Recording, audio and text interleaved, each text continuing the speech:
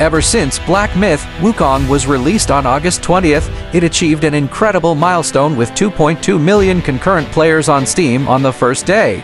Wukong, as a legendary figure from Chinese mythology, quickly became a worldwide sensation. In the coming days, we plan to create a series of videos that will provide a general overview of the characters in the game that correspond to those in the original Journey to the West.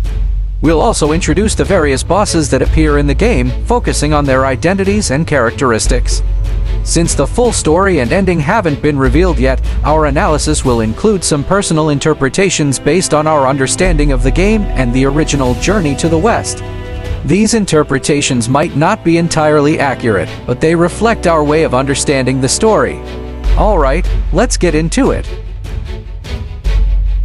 As the game's story begins, we're introduced to several key characters in the prologue, including Sun Wukong, the game's main protagonist. There's also Jian, who was once Wukong's rival but later became his friend, helping him overcome several challenges during their journey to the west. His abilities are unparalleled in the Heavenly Court. Standing in the background are the four Heavenly Kings, the powerful guardians of the four cardinal gates of the Heavenly Court. The tallest figure in the background is the giant spirit god. The battle between Jian and Sun Wukong sets the stage for the story that follows. While it may hint at future plot developments, we can't fully grasp its significance yet, so we'll focus on describing it rather than diving too deep into interpretations. Now, we officially enter the first chapter of the game, titled Black Cloud Red Fire. This chapter is based on chapters 16 and 17 of the original Journey to the West. It tells the legendary story of the cassock given to Tang Sanzang by Guanyin Bodhisattva. We've covered this story in detail in our audiobook, Journey to the West Chapter 7, which ties closely with the game's first chapter, so be sure to check it out.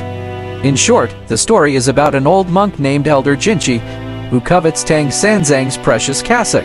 He attempts to kill Tang Sanzang and his disciples by setting them on fire to claim the cassock. However, Sun Wukong sees through the plot and redirects the fire towards the monastery, causing many monks to perish. Amidst the chaos, a black bear demon steals the cassock. Unable to face the devastation of the monastery and the loss of the cassock, Elder Jinchi commits suicide by running into a wall. Sun Wukong then confronts the black bear demon to retrieve the cassock, but the demon is quite powerful. Eventually, Wukong enlists the help of Guanyin Bodhisattva to subdue the black bear demon and kills two of his companions, the snake demon Whiteclad Scholar and the wolf demon Lingxuzi, recovering the stolen cassock. Now, let's look at the characters that appear in both the original story and the game. The first creature we encounter is the wandering Wight. This large figure has an oversized head and shambles around like a mindless zombie.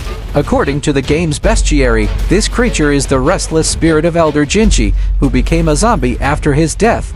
His main attack involves smashing his giant head into the protagonist. Interestingly, in the original story, Elder Jinchi died by smashing his head against a wall, which adds a touch of irony here. Next, we encounter Guangzhi. In the original story, he was Elder Jinchi's disciple and advised him to kill Tang Sanzang and Sun Wukong to steal the cassock. In the game, he's reimagined as a wolf demon fiercely loyal to Elder Jinchi. Defeating him grants the player a treasure called Red Tides. Following Guangzhi, we meet Lingxuzi, a wolf demon. In the original story, his name was also Lingxuzi, though the spelling differs slightly. The game's bestiary explains that this white wolf is large enough to be a boss character. Interestingly, his origins are tied to the chilling demon lair known as Lion Camel Ridge in the original story. The original Lingxuzi also appears in the game, but only as a corpse hanging from a tree. After defeating Lingxuzi, we encounter Guangmou. In the original story, Guangmou suggested to Elder Jinchi that they should burn Tang Sanzang alive to claim the cassock, rather than simply killing him. This demonstrates his cunning nature, and his early attack in the game, even before the cutscene ends, reflects this trait. The game's bestiary reimagines him as a snake demon. Next, we meet Whiteclad Noble, a formidable character in the game and the first monster with a two-stage transformation. In the original story, he was a close friend of the Black Bear Demon and was tragically killed by Sun Wukong right in front of Guanyin Bodhisattva while on his way to attend his friend's birthday banquet, making him a somewhat tragic figure. The player can summon Elder Jinchi by having Sun Wukong ring a bell. Elder Jinchi is slightly larger than the wandering Wight and has a golden body. In the original story, he was a monk driven by greed, even though he was nearly 300 years old and should have been a wise, accomplished monk. His foolish actions led to his death, making him a pitiable figure. An interesting detail in the game is that when Tang Sanzang initially arrived at the Guanyin monastery, he didn't meet the abbot Elder Jinchi and instead prayed outside. Seeing this, Sun Wukong started ringing the bell, which attracted the attention of the monks and Elder Jinchi. Finally, we encounter the chapter's final boss, Black Wind King and Black Bear Guai. Black Wind King is a burly figure dressed as a monk. After defeating him, the player continues forward to face the final form, a giant black bear. In the original story, he was the mastermind behind the cassock theft, but was eventually defeated by Sun Wukong and Guanyin Bodhisattva's clever strategy. He was then subdued and made a guardian deity, given a golden headpiece similar to Sun Wukong's, and from then on served at Guanyin Bodhisattva's side. After completing this chapter, there's a beautiful cinematic related to the chapter.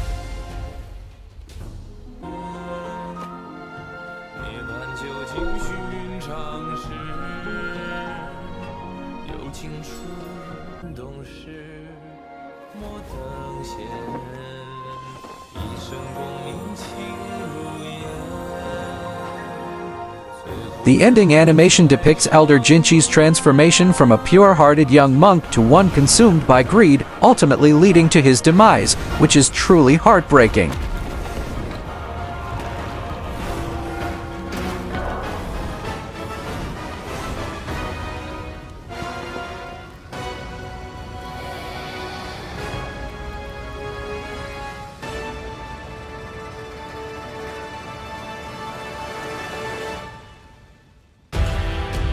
That wraps up this chapter. There are a few hidden bosses we didn't cover, as they don't have direct counterparts in the original story, so we won't be discussing them in this series.